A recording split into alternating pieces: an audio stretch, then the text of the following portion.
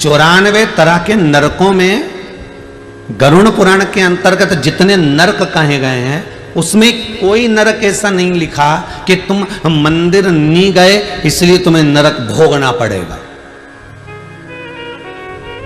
सारे नरकों में ऐसा कोई नरक नहीं लिखा कि तुम मंदिर नहीं गए इसलिए नरक भोगना पड़ेगा। पर नरकों में एक नरक ऐसा लिखा है कि तुम्हारे दरवाजे पर कोई भूखा आया और उसको तुमने भोजन नहीं कराया तो तुम्हें नरक भोगना पड़ेगा। तुम्हारे दरवाजे पर कोई प्यासा आया, तुमने पानी ना पिलाया तो नरक भोगना पड़ेगा। तुम्हारे दरवाजे पर कोई पथिक आया, राहगीर आया और तुमसे मार्ग पूछा, तुमने नहीं बताया तो भोगना पड़ेगा।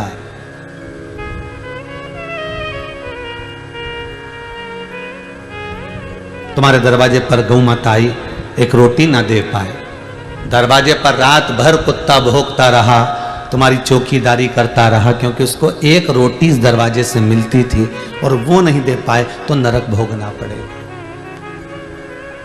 किसी वृक्ष के नीचे चींटियां बहुत सारी हो रही है, थोड़ा सा जाकर आपने एक भाग नहीं डाला, नरक भोगना पड़ेगा। वो आस लगाकर बैठी हुई, बहुत अरमान लेकर बैठी हुई, उसके बाद भी हम उसको कुछ ना दे पाए। गरुड़ पुराण में ये नहीं लिखा कि आप मंदिर नहीं जाओगे तो नरक भोगना पड़ेगा। गरुड़ पुराण कहती है कि किसी पथिक को, किसी राहगीर को, किसी भूखे को, किसी प्यासे को, किसी अन्य को जिसको जरूरत है उसको नहीं दे पाए तो भी नरक का काम, तो भी नरक है।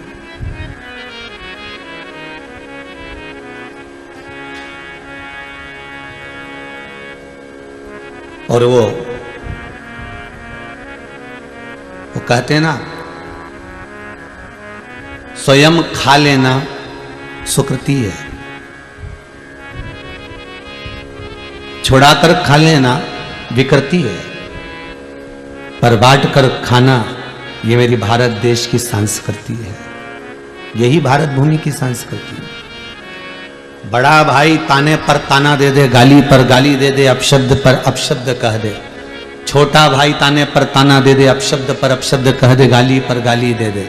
देवरानी कितनी भी गाली दे, जेठानी कितनी भी गाली दे, ननंद कितनी भी गाली दे, सास कितनी भी गाली दे, अपशब्दों पर अपशब्द कह रही हो, वाणी पर वाणी कह रही हो, गाली पर गाली दे रही हो, पर फिर भी आपकी चेष्टा, आपकी एकाग्रता, आपकी चित्तवृत्ति, आपका मन, सास गाली दे रही है बहू को, वो दे। बहू अगर कुछ कह रही है उसकी मर्जी, वो कहे, मना नहीं, पर निवेदन इतना है, उसके कर्म,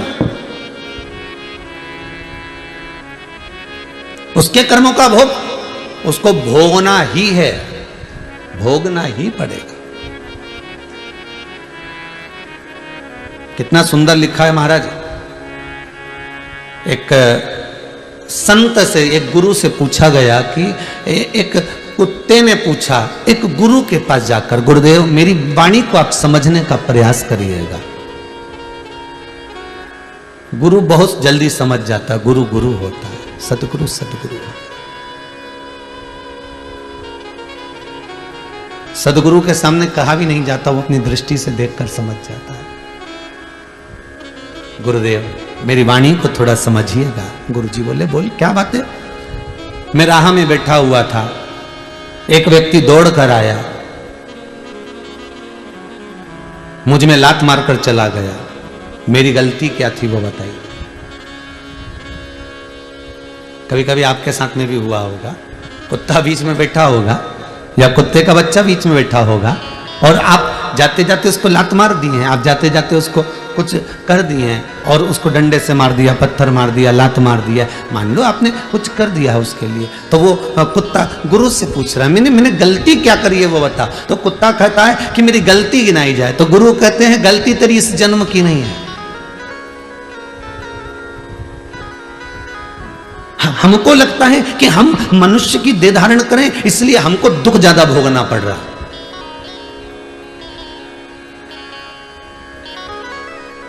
हम मनुष्य की देह धारण करें इसलिए दुख हमको मिल, नहीं नहीं नहीं, ऐसा नहीं है। जिस योनि में रहोगे, 84 लाख योनियां जो मानव की मिलती है, 20 लाख योनि तो ये पेड़ पौधे की है। जितने तुम्हें पेड़ पौधे नजर आए इस पृथ्वी पर, समझ लेना 20 लाख योनि वृक्ष की, पौधों की, पत्तियों की है, दुर्वा की है।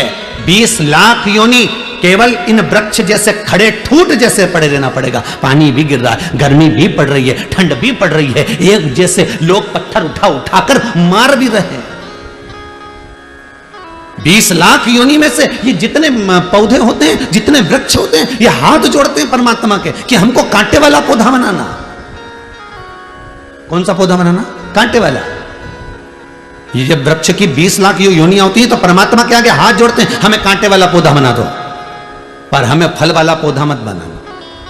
वृक्ष कहते हैं हमें फल वाला पौधा मत बनाना, हमें आम का पेड़ मत बनाना, हमें बेर का पेड़ मत बनाना, हमें इमली का पेड़ मत बनाना, जिसमें फल लगते हो, सेतूत लगते हो, जिसमें खजूरे लगते हो, ऐसा पौधा हमें मत बनाना। हमको तो तुम कांटे वाला बना दो, बेकार बना दो, पर हमें फल वाला पौधा मत बनाना। 20 लाख योनियों में से 20 लाख योनि के जब वृक्ष की योनि बनती है तो ये निवेदन करते हैं। तो पूछा इनसे, तुम क्यों नहीं बनना चाहते आम का पौधा, तुम क्यों नहीं बनना चाहते इमली का पौधा, तुम क्यों नहीं बनना चाहते यहां पर खजूर का पौधा, क्यों नहीं बनना चाहते तुम जामुन का पौधा?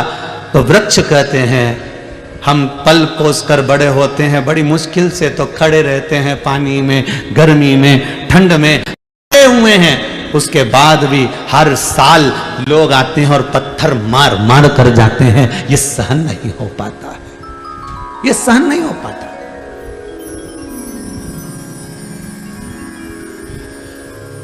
आप में से जितने लोग कथा सुन रहे हैं आस्था चैनल पर, पूरे विश्व में जितने लोग मोबाइल पर कथा सुन रहे हैं, फेसबुक और यूट्यूब पर, इनसे निवेदन करूंगा, यदि आपने अपने घर में, परिवार में, कुटुंब में, कबीले में, रिश्तों में, नातों में कहीं ना कहीं गरुड़ पुराण की कथा सुनी होगी तो उसमें पंडित जी ने बताया होगा कि आम का पेड़, जामुन का वृक्ष, खजूरे का वृक्ष, फलदार वृक्ष कब बनता है व्यक्ति? ये गरुड़ पुराण के अंतर्गत लिखा हुआ है कि व्यक्ति ये वृक्ष चौराहे पर, रोड पर, किनारे पर केरी का, आम का, बेर का, इमली का ये पेड़ क्यों बनता है? तो उस गरुड़ पुराण के अंतर्गत लिखा है जो मानव का शरीर धारण कर कर, मनुष्य की देह धारण कर कर, मनुष्य का शरीर पाने के बाद भी अपने ही रिश्तेदारों को दिन भर गालियां देता है, चाहे बहू को दे, चाहे सास को दे, चाहे ननद को दे, देवरानी को दे, जिठानी को दे, भाई को दे, कुटुंब को दे, कबीले को दे, जो इतनी गालियां पर गालियां अंबालियां बौछार करता है, वही मरने के बाद ये फलदार वृक्ष बनता है। और लोग जैसे ये रुक रुक के गाली बकती है ना, रोज तो नहीं बकती, इसको कोई पागल कुत्ता तो नहीं काटा कि ये रोज गाली बकेगा, ये रोज गाली बकेगी, ये रुक रुक के बकती है। 6 महीने में, 3 महीने में, 4 महीने में, 8 महीने में, साल भर में, ऐसे लोग गालियां देते हैं। उसी तरह साल साल भर में इसमें भी फल लगते हैं और लोग दे पत्थर मारते हैं, इसने गाली दी, इसको दिया पत्थर।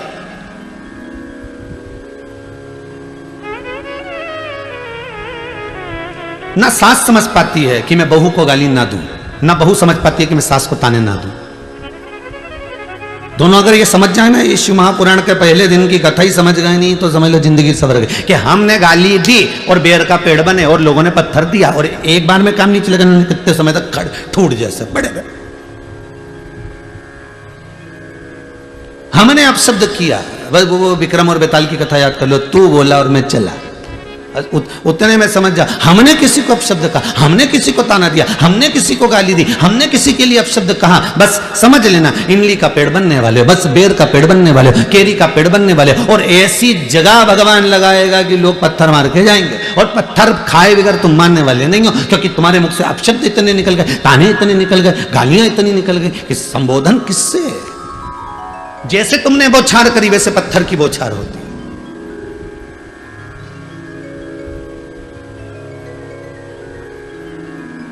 इसीलिए शास्त्र कहता है भजन में जो सुख है वो सुख किसी दूसरी चीज में नहीं, दूसरी चीज में।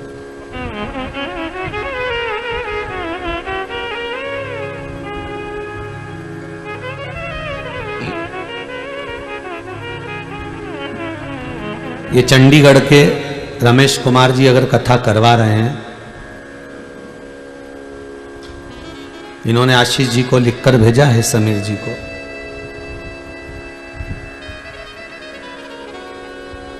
एक बेटा इनका मोहित गर्ग डॉक्टर है, वो कनाडा में है।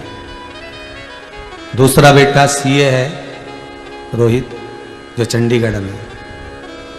पूरा परिवार खूब ठाकुर जी की कृपा से पढ़ा लिखा, अव्वल आगे बढ़ने वाला। तो हमने आशीष जी से पूछा कि ये बताओ कि फिर ये कथा किसके लिए करा रहे हैं? तो क्या अपने माता पिता क्यों करा रहे हैं? कथा इतने दिन को मिल कैसे गई? नहीं गुरुजी, कथा पुरानी है, पर बीच में गड़बड़ हो रही थी, कथा इनको नहीं मिल पा रही थी, तो इन्होंने फिर पशुपति नाथ का व्रत किया, केवल कथा को पाने के लिए, किसी दूसरी चीज के लिए नहीं। दुनिया के लोग पशुपति व्रत कर रहे होंगे कि बेटों के जॉब के लिए, नौकरी के लिए, सर्विस के लिए, धंधे के लिए, व्यापार के लिए, व्यवसाय के लिए, ये कार्य के लिए, वो कार्य के लिए, पर ये गर्ग जी, रमेश कुमार जी गर्ग चंडीगढ़ वाले, ये जो कथा, केवल कथा मिल जाए उसके लिए पशुपति व्रत कर रहे हैं।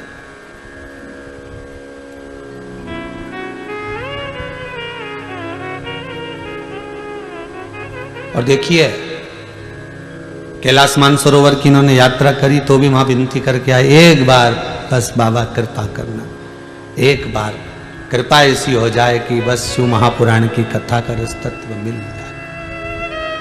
कुछ मांगना नहीं है, मांगा किसको है? परमात्मा को। मांगा किसको है? केवल परमात्मा को। और वो परमात्मा का चरणारविंद का अगर सुख मिल गया तो जीवन में कोई दूसरे सुख की जरूरत ही नहीं। मिलता है सच्चा सुख केवल भोलेनाथ तुम्हारे चरणों में, शंभुनाथ तुम्हारे चरणों में। वो जीवन का सुख मिल जाए बस, बहुत उतना। वो सुख सर्वप्रथम।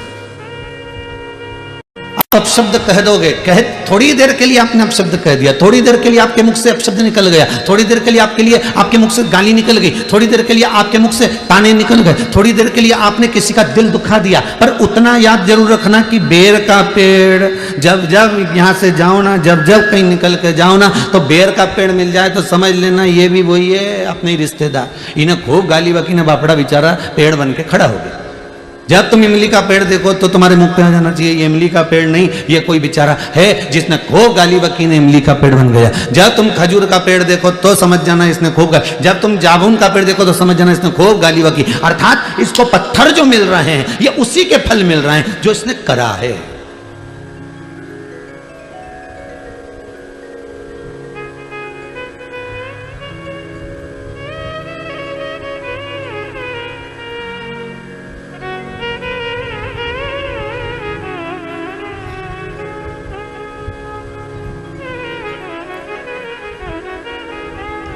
आज सुबह हम स्कंद पुराण पढ़ रहे थे थोड़ी सी, तो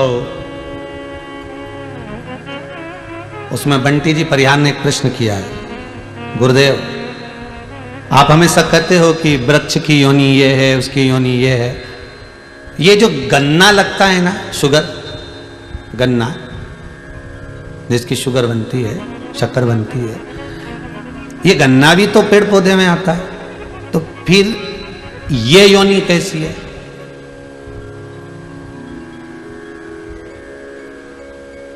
तो देखिए भैया, जितने लोग टीवी के सामने बैठो बड़ा ध्यान दीजिएगा कि गन्ने की भी तो योनि हुई ना, फिर ये योनि कैसी? आपने दुर्वा की कही, आपने तुलसी की कही, आपने बड़ की कही, आपने पीपल की कही, सब कुछ। तो ये जो गन्ना है जिसको लोग जूस निकाल कर पीते हैं, गन्ने का रस पीते हैं, इसकी योनि क्या?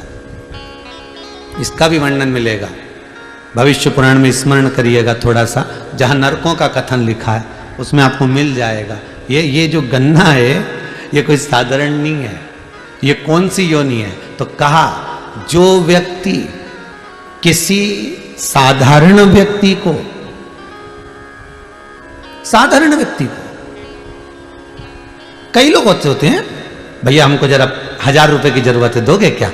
अब दोस्त है, बहुत प्रेमी, बहुत स्नेही, जरा 50,000 दोगे क्या? हमको जरूरत है। जरा 15,000 दोगे क्या? हमको जरूरत है। बस मैं लौटा दूंगा। और प्रेम में रिश्तेदारी बनाकर, नातेदारी बनाकर, कुटुंब बनाकर, अपना प्रेमी बनाकर, अपने स्नेही बनाकर, अपने सगे बनकर, अपने प्रेम की वाणी में जोड़कर, इतने मीठे मीठे बोलकर, इतने मीठे बोलकर उससे थोड़ा थोड़ा पैसा निकाल लिया, चुरा लिया, ले लिया, अब लेकर रख तो लिया पर दे नहीं पा रहे हो। बस वही व्यक्ति की योनि जो 20 लाख योनि वृक्ष की है, उसमें गन्ने की योनि उसी की बनती है। जैसे तूने मीठा बनकर उससे निछोड़ा था, अपने पास रख लिया, तू भी मीठा बनकर ऐसे ही निचोड़ा जाएगा। और गन्ने को इतना मीठा बना दिया, इतना मीठा बना दिया कि वो गन्ने की रस वाले की दुकान पे गया, ने उसको वो मशीन में फिर दिया गया, ने सारा रस निचोड़ा गया, सारा रस निचोड़ लिया। अभी भी नहीं छोड़ा उसको, क्योंकि इसने उसको नहीं छोड़ा था, तो इसको डबल से पलटाया। तुम देखना गन्ने का रस निकल लीजिए, इसके डबल से पलटाया, फिर दिया मशीन के अंदर और फिर दिया, फिर रस निचोड़ा। तो की बार तो जितने लोग गन्ने का गिलास ले लेके खड़े थे, तो आप सोच रहे थे इसमें बचा ही नहीं कुछ भी, पर गन्ने के रस वाले का संबंध, इन्हें फिर पलटा, इन्हें फिर दिया धर के और फिर रस निकाला। अब की बार तो जितने लोग खड़े थे, अभी इसमें तो रस ही नहीं बचा रहा, पूरा की पूरा ही निकाल लिया। परंतु गन्ना रस वाला उसने फिर 2-4 मरोड़ा, और अब की बार इसमें और मिर्ची लगे, क्योंकि इसने उसका धन खाया था, इसलिए बीच में नींबू फंसा दिया। ले बीच में नींबू फंसाया और फिर दिया मशीन के अंदर, फिर रस निकला। अभी भी रह गया तो क्या भी रुक जा, पुदीना और डालू, रुक। और फिर इसने निचोड़ा, फिर दमदारी से फिर उसको चोरबत्ती करी और फिर उसमें पुदीना डाल दिया, ले फिर दिया धर धर के, कहीं नहीं बचा। ऐसा हो गया बेचारा, छिलका छिलका अलग अलग हो गया। फिर उठा के उसने ठेले के, जितने सुन रहे हो आस्था में बोलो, तो फिर ठेले के नीचे डाल दिया, उसको डस्टबिन में पटक दिया, कचरे में डाल दिया। अब उनमें इतना रस नहीं बचा कि मक्खी भी कुछ खा सके, इतना ही नहीं बचा। फिर भी मक्खी ने सोचा थोड़ा बहुत पड़ा हो तो अपन ही निपटा लो।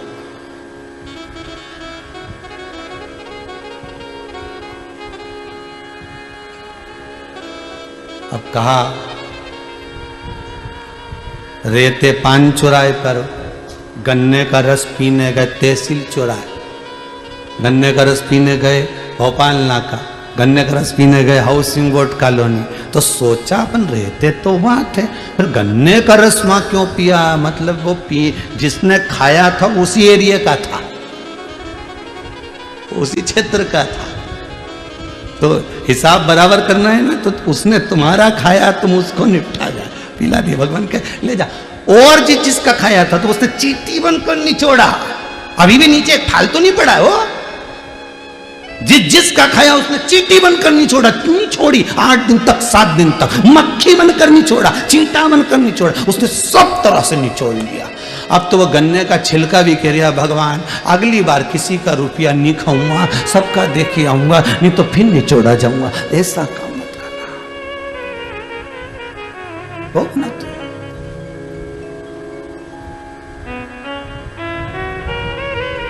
मान लो किसी का ले भी लिया है, तो हाथ जोड़कर कहना साहब, तो शंकर से कहना, शंभो से कहना, मेरे ओ घड़ी मेरे विश्वनाथ मेरे शंभो से कहना, मरना मारना है, मेरे को मरना है, प्राण छूटना है, संसार में जो आया है वो मरेगा, पर निवेदन इतना सा है, जब तक मैं किसी का चुका ना दूं तब तक उठाना मती नाक, मेरे को गन्ना नहीं बनना है।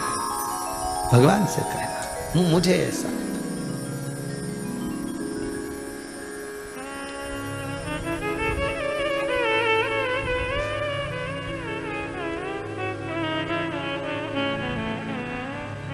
हमारे कर्म का भोग हमको भोगना है महाराज, कोई दूसरा नहीं भोगेगा, कोई दूसरा नहीं, पत्नी नहीं भोगेगी, बच्चे नहीं भोगेंगे, कोई नहीं भोगेगा, भोगना आपको है। ऐसा कर्म करते चलना जिंदगी में जिसमें सुख का अनुभव हो आपको, ये दिल, ये हृदय, ये चित्त, ये वृत्ति बड़ी आनंदित हो आपकी, आपको बड़ा सुकून मिले, आपको बड़ा आनंद मिले, ऐसी जिंदगी जीना, ऐसा जीवन। संत जो होते हैं ना, साधु जो होते हैं ना, गुरुजन जो होते हैं, जो सत्य के गुरु हैं, जो सत्य के साधु हैं, जो सत्य के तपस्वी के भाव का आनंद ले रहे हैं,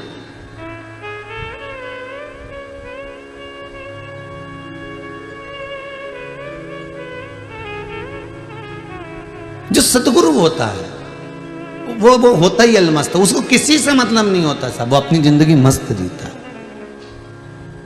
इसलिए गुरुजन कहते हैं भगवान के चरणारविंद के रसास्वादन के बिना कोई सुख नहीं है, भगवान की कथा के बिना कोई आनंद नहीं है, भगवान के चरणारविंद के बिना कोई रसास्वादन नहीं है। दुनिया का सर्वाधिक सुख की अनुभूति अगर कहीं होती है तो वो परमात्मा के चरण के, इसके सिवाय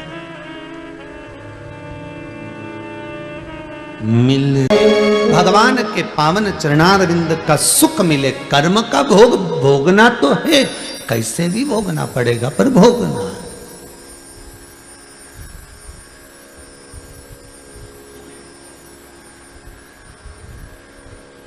एक वृक्ष को कभी भी उसके पत्ती के नाम से नहीं जानते। जानते हैं क्या? जानेंगे तो क्या कहेंगे साहब, ये फूल के नाम से, ये चंपा का फूल का पौधा है, ये मोगरे का पौधा है, ये चमेली का है, या नाम से जानेंगे उसके फल से, ये संतरे का है, नींबू का है, आंवले का है। किसके नाम से जाना? उसके फल के नाम। या तो जाना फल के नाम से, या जाना उसके फूल के नाम से। फल हो, फूल हो, उसके नाम से उसको पहचान जाते। किसी पौधे को पत्ती के नाम से नहीं पहचानते कि ये इसकी पत्ती है, इससे। फल और फूल के नाम से। उसी तरह संसार में आप कैसा भी कर्म कर, जैसा भी आप बोल रहे हो, चाल रहे हो, व्यवहार रख रहे हो, उससे कोई फर्क नहीं पड़ता। संसार में यदि आपको लोग जानेंगे तो आपके कर्म से जानेंगे। पहले कथा में कहा था, व्यक्ति बनना सरल है, पर व्यक्तित्ववान बनना कठिन है।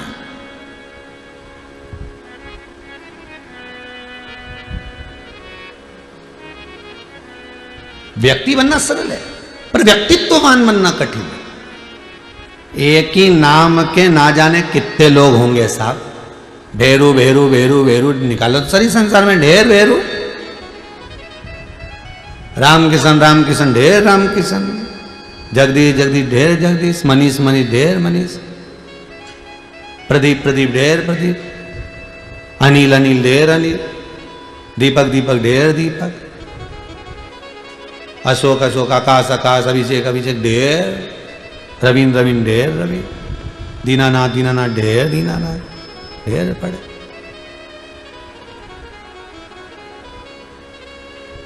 अब मालूम पड़े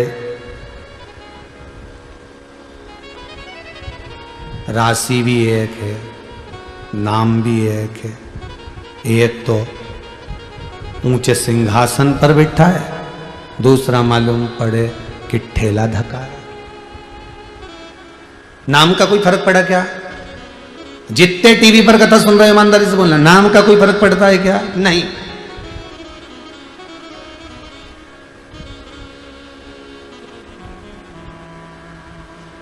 फिर वो वाली कथा आ गई। एक पत्नी के पति का नाम था ठनठन पाल।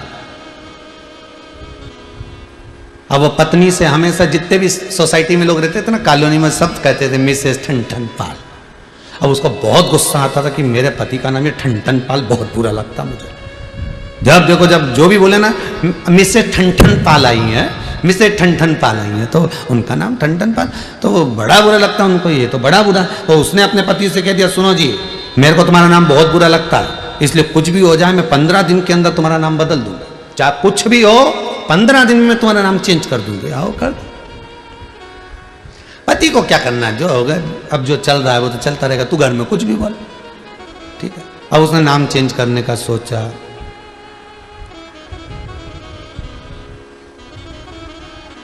आगे गई एक बार मार्केट घूमने की, कोई अच्छा नाम ढूंढ के आऊं। जाते जाते उसने एक बुढ़िया को देखा, झाड़ू लगा रही थी, कचरा बीन रही थी सुबह सुबह। पूछ लिया, तुम्हारा नाम क्या है? लक्ष्मी। इसके मन में आया, बताओ गजब, बहुत बढ़िया। और आगे गई,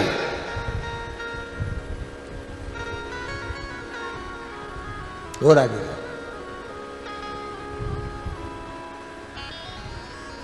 एक व्यक्ति भीख मांग रहा था, उससे पूछा, तुम्हारा नाम क्या है? कुबेर सिंह।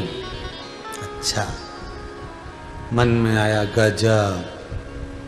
और आगे गई, किसी से पूछा, क्यों, किसकी अर्थी जा रही है?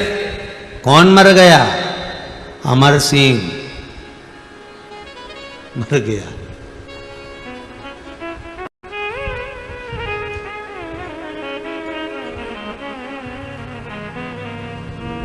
घर वापिस आ गई। वापिस मोहल्ले के लोगों ने पूछा क्यों नाम मिल गया? क्या करूं ढूंढ के? लक्ष्मी झाड़ू लगाए, कुबेर भीख मांगे, अमर मर गया, इससे तो मेरा ठन ठन पाल भला। क्या करना? नाम बदलने से कुछ नहीं होगा, कुछ भी नहीं होगा।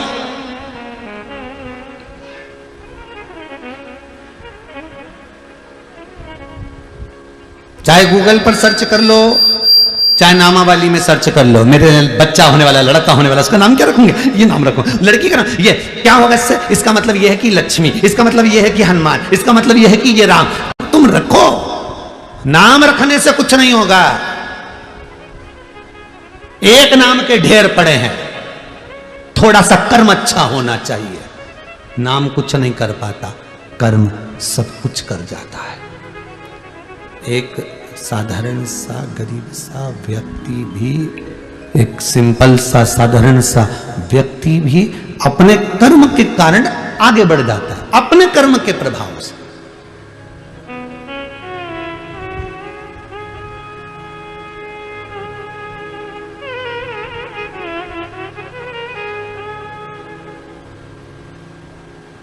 कई लोग कहते हैं महाराज ये हमारे यहाँ का बच्चा बहुत जिद्दी है, बहुत जिद्दी, इतना उपद्रव करता है, इतना, हम तो नाम रखकर परेशान हो गए इसका, ये नाम रख दिया जब से परेशान हो गया। क्या नाम रख के परेशान हो गए? नाम से कुछ नहीं होता। जितपन तुम दे रहे हो, चिड़चिड़ापन तुम दे रहे हो, और नाम को बदनाम कर रहे हो। नाम से मतलब यहां तो कर्म कर चलो, कर्म। और बहुत अच्छे से जान लेना, बहुत अच्छे से समझ लेना, पत्ती से नहीं पहचाना जाता कि वृक्ष कौन सा है। पत्ती का नाम लेकर नहीं पुकारा जाता कि इस पत्ती का पेड़, हमें कहना पड़ता है इस फूल का वृक्ष है, चंपा का, चमेली का, मोगरे का, गेंदा का। हम उसके फूल से उसको पहचान कर करें, ये गेंदे का है, ये चमेली का है, ये बिजली का है। या हम फल से करें, ये केरी का है, ये बेर का है, ये आंवले का।